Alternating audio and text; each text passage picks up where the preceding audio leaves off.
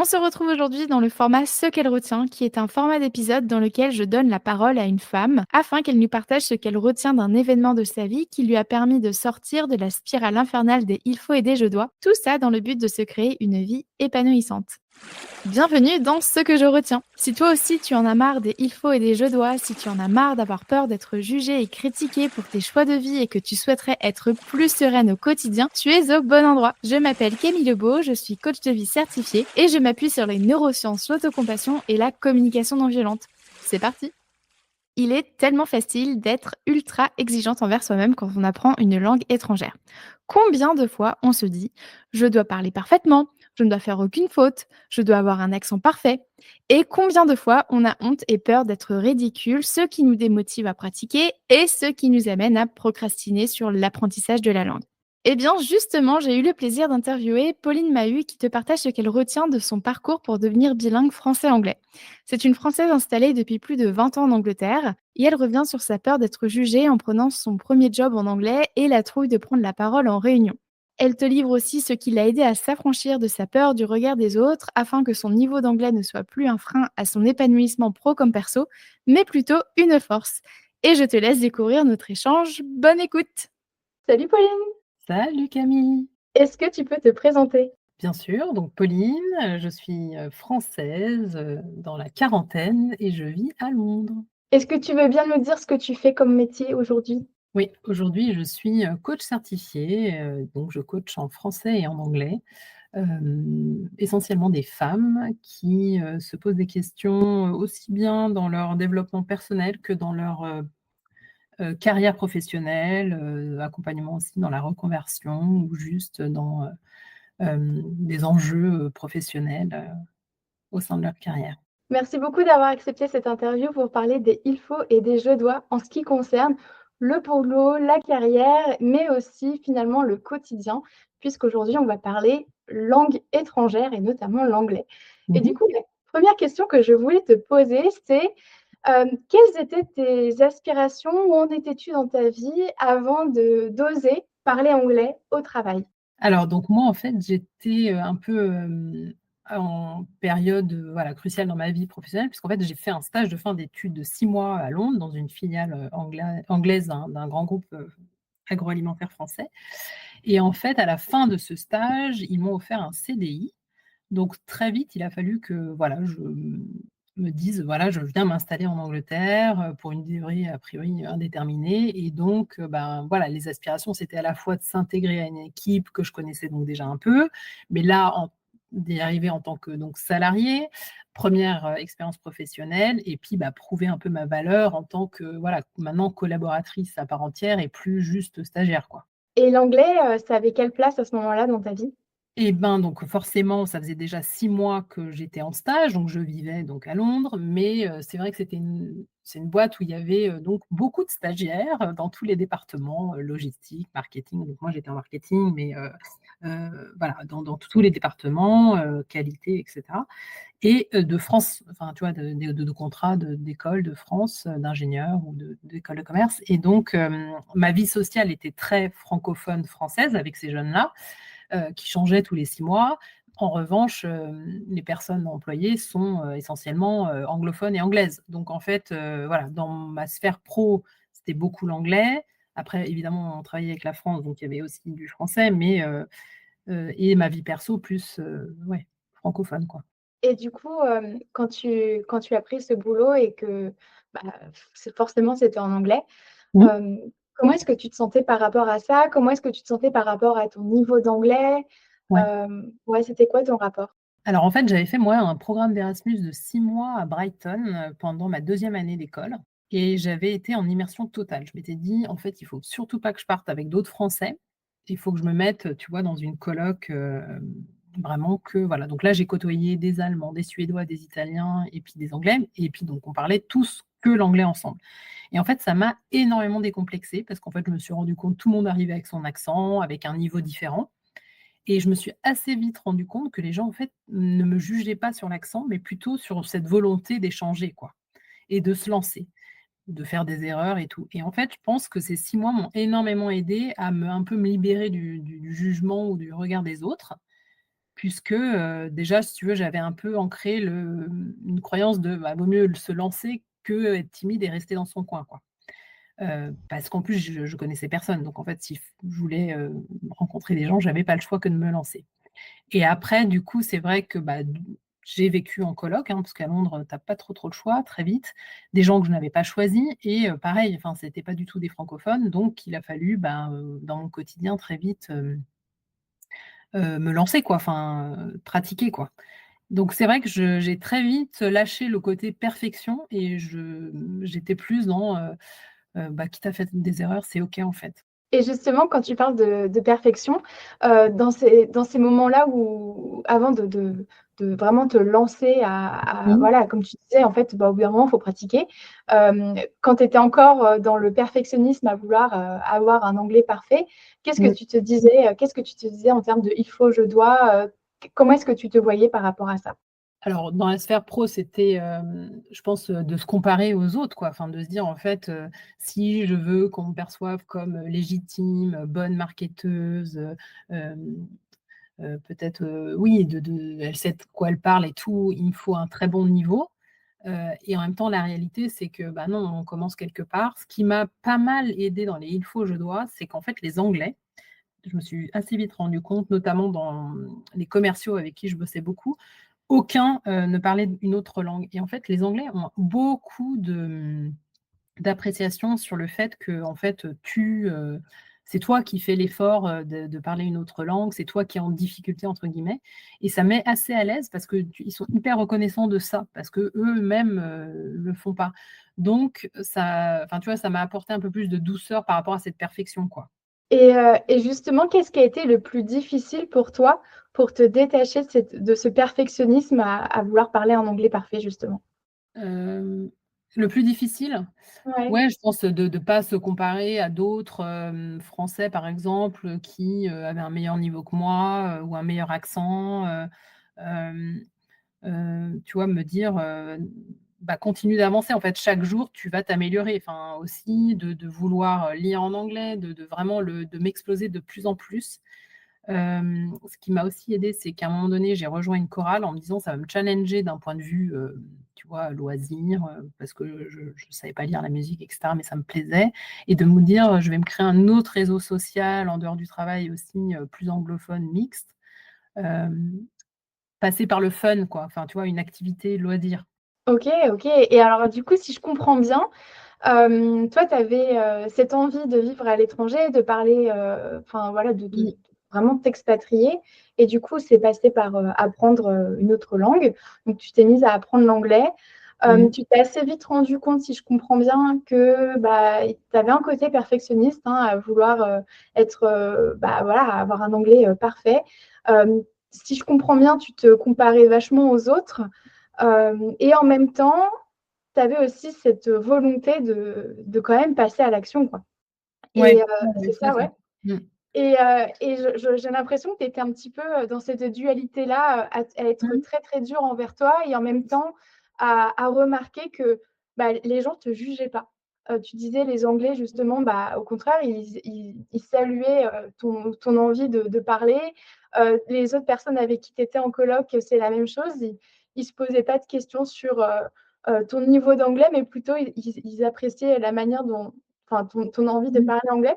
Est-ce qu'il y a d'autres choses qui t'ont aidé à persévérer dans cet apprentissage de l'anglais?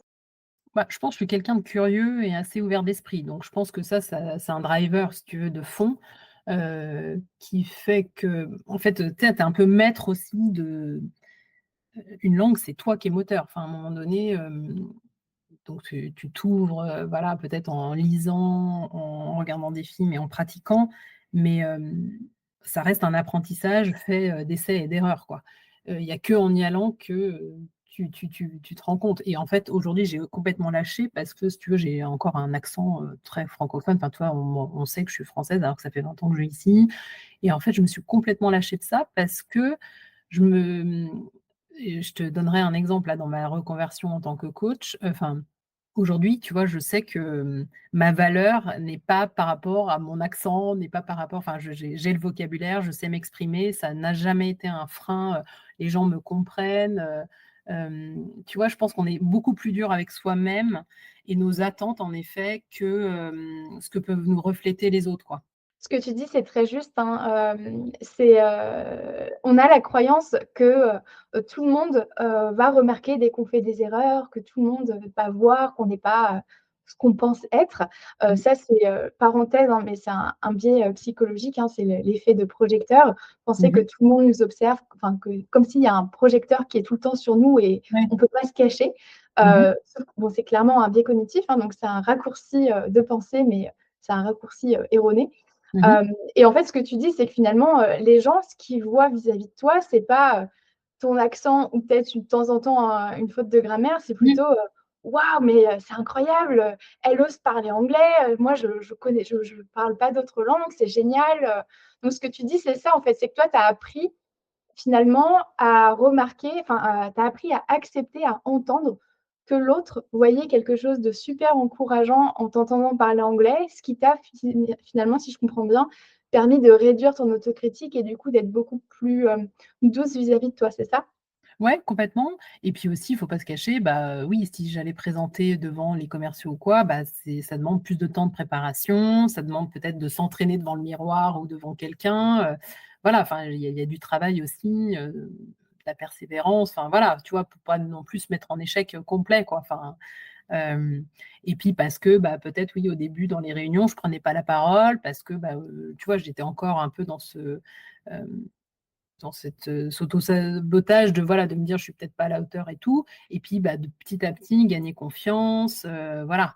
Donc c'est vrai que, je pense que j'oublie ma mémoire, voilà, mais il y a quand forcément à un moment donné se dire: «Allez, bon maintenant je lève la main, j'ose, prendre la parole pendant ce meeting une fois», et ce qui n'était pas inné au départ, quoi. Ce que j'entends dans ce que tu nous partages là, c'est que pour, arriver à passer de, «j'ose pas lever la main en meeting» à, bah, je vais dire ce que j'ai envie de dire, Mmh il mh. y a eu, tu es passé par, beaucoup de préparation en amont.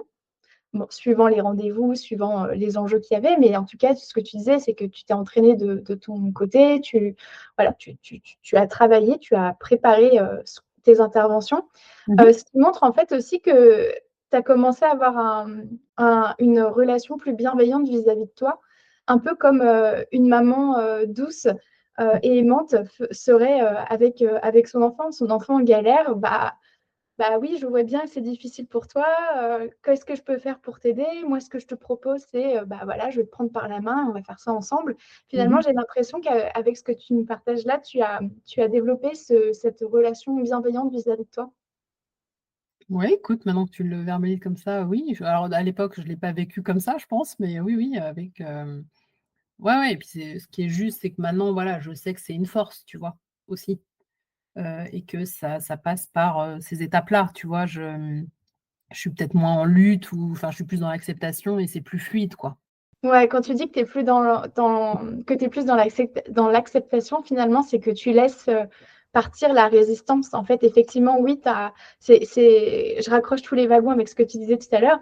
Oui, effectivement, tu as pas, un accent, 100 britannique, Ouais. mais en attendant, c'est pas ce qu'on te demande. La Mmh. raison pour laquelle tu parles anglais, c'est pour pouvoir, vivre au quotidien et travailler Mmh. et c'est amplement suffisant pour te sentir, bah, voilà, pour faire ce que tu as envie et et du coup, bah, finalement, bah, oui, ta valeur ne se ne se ne se rapporte pas, ne se mesure pas à, ton niveau d'excellence en matière, d'anglais, quoi. Ouais. Qu'est-ce que tu voudrais dire à la toi de l'époque qui flippait à l'idée de parler anglais, H24, dans le pro comme dans le perso? Ouais, alors je dirais de pas s'inquiéter peut-être autant ou d'en faire une énorme montagne, de se concentrer sur chaque petit progrès et envie d'y aller, tu vois? Que finalement, bah, il y a des erreurs, il y en aura, mais c'est enfin dans un apprentissage d'une langue comme de la musique, enfin je ça fait partie du process donc en fait, faut pas les craindre, mais il faut y aller. Peut-être aussi, garder en tête le bénéfice à long terme, tu vois? Moi, j'avais envie de maîtriser la langue anglaise, je savais que enfin, c'est possible, tu vois? C'est dans mon champ des possibles, donc bah, oui, ça va enfin, persévérer le temps et puis qu'en fait, à chaque fois, tu gagnes un peu plus confiance, quoi et tu vois, de réfléchir avec toi, ça me dit que oui, je me suis quand même libérée un peu du regard des autres à cet égard et ça m'a permis de m'ouvrir, quoi. Tu vois? Et aussi, ben, aujourd'hui, tu vois, je viens de remporter un contrat pour faire du coaching en entreprise de dirigeants et de managers et tu vois, je me dis: «Ben, oui, j'étais peut-être, en lice, face à des coachs, anglophones et c'est moi qui ai gagné et l'anglais n'a même pas été un sujet». Enfin, tu vois? Ma maîtrise de la langue n'a même pas été un sujet, même donc ça, je suis fière, tu vois? Bravo, bravo, félicitations. Merci. Ce que tu dis aussi, je rebondis là-dessus. Tu as dit ce que j'aimerais dire à la moi d'avant, c'est notamment de se alors je le reparaphrase, mais, c'est de me rappeler, en fait, pourquoi est-ce que je voulais apprendre l'anglais, Mmh. tu vois? De et ça, c'est hyper important, en fait. Peu importe ce qu'on essaye d'entreprendre, malgré tous les inconforts qui viennent avec, se rappeler de pourquoi est-ce qu'à la base on veut, ce truc-là. Pourquoi est-ce qu'on continue d'investir notre énergie, voilà, notre charge mentale là-dedans et donc en fait, toi, en te rappelant de pourquoi est-ce que tu voulais, parler anglais tout court, bah, ça t'a aidé à continuer à persévérer malgré la peur d'être jugé et tu as dit aussi quelque chose d'autre, je pense que c'est essentiel de revenir là-dessus. Mmh Tu mh. disais, oui, faire des erreurs, ça fait partie du processus Mmh. et même plus tu es allé un peu plus loin en disant que, bah, en fait, c'est comme ça qu'on apprend Mmh. et c'est hyper important ce que tu viens de dire là parce que finalement, la notion d'échec n'existe que si on pense qu'on est capable d'échouer. Toi, tu as décidé d'en faire Mmh. une force, de te dire: «Bah oui, c'est un apprentissage. Là, de cette situation-là, je vais rebondir, je repars avec plein d'apprentissages» et dans tous les cas, dans l'apprentissage, il y a le fait d'apprendre, d'oublier, de mémoriser, de revenir dessus. Donc, c'est hyper important de de de garder ça en tête. Merci beaucoup de l'avoir amené. Non, non, bah, oui, oui et en plus, je pense que vraiment l'apprentissage d'une langue, c'est pas linéaire. Enfin, tu vois, tu vas faire énormément de progrès à un moment donné, puis stagner, et puis sans t'en rendre compte, je pense passer un autre palier. Enfin, ouais, tu pas une visibilité d'une croissance, tu vois, hyper linéaire, je pense. Et puis, comme tu dis aussi, hein, donc effectivement, l'apprentissage, peu importe, ce qu'on essaye d'apprendre, c'est jamais linéaire, mais en plus, par Mmh. rapport à une langue, je veux dire, le vocabulaire chez le coiffeur, le vocabulaire du plombier, le vocabulaire pour aller faire changer ton joint de culasse, c'est du vécu pour moi aussi, hein, parce que ça fait 10 ans et Ouais, demi que j'habite en Irlande. Les premières fois où j'ai dû aller faire changer mon joint de culasse chez le garagiste, bah, j'emmenais pas large, hein, j'avais Google Trad avec moi alors que, ça faisait déjà plus de 10 ans que j'étais là et que je parlais très mmh. bien anglais. Donc Oui, en oui. fait, effectivement, il y a toujours plein de enfin, Ah bah, voilà, on apprend toujours, quoi. Et puis c'est ouais, ouais. pareil pour les accents, il y a tellement d'accents différents, Mmh. c'est un apprentissage et c'est pas parce qu'on ne sait pas quelque chose de précis Mmh. que ça remet tout en question sur notre niveau, de la langue, quoi. Ouais, absolument. Bah, merci beaucoup, Mmh. Pauline, pour ton partage. Je suis certaine que ça va aider d'autres femmes à se lancer dans l'apprentissage d'une langue étrangère. C'est quelque chose qu'on m'a souvent dit: «Comment est-ce que tu as fait pour apprendre à parler anglais?» Eh bien voilà, je Mmh. pense que ton partage, en aidera beaucoup d'autres et surtout, je pense que ça va aussi les encourager à être plus douces envers elles pendant toutes ces, bah, voilà, ces étapes d'apprentissage et du coup, bah, voilà, se libérer des «il faut» et des «je dois» pour, au contraire, lâcher la résistance et se lancer pleinement. Où est-ce qu'on peut suivre ton travail, Pauline? Bah, écoute, déjà, merci pour cette interview et de m'avoir, proposé cet échange, c'est toujours très chouette, merci. Bah, on peut me retrouver sur LinkedIn, alors je sais pas si tu mettras des liens, voilà, Pauline Mahut ou, sur Instagram, Pauline M Coaching. Voilà. Trop bien, merci beaucoup. Merci à toi. Merci à toi d'avoir écouté cet épisode jusqu'au bout. Pour consulter mes sources ou bien lire cet épisode, sache que sa retranscription est disponible dans les notes du podcast.